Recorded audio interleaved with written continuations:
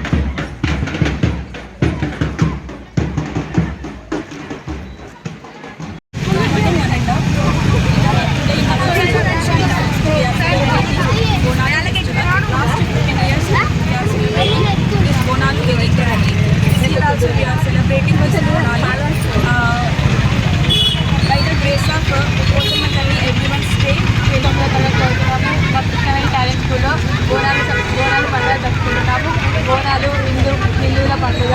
ఈ పండుగ ముఖ్యంగా తెలంగాణలో జరుపుకుంటాము. బోనాలు పండుగలో మహంకాళిని మరియు గ్రామ దేవతలకు పూజలు చేస్తాము. ఈ పండుగ సందర్భంగా ఆడవాళ్ళు పాలు మరియు బెల్లంతో చేసిన అన్నం దేవతలకు సమర్పిస్తారు. దీన్నే బోనం అని అంటాము. తెలంగాణ రాష్ట్రం ఏర్పడిన తర్వాత బోనాల పండుగని రాష్ట్ర పండుగగా. అందరికీ నమస్కారం. నా పేరు వీరేశ్వర. నేను 9వ తరగతి చదువుతున్నాను.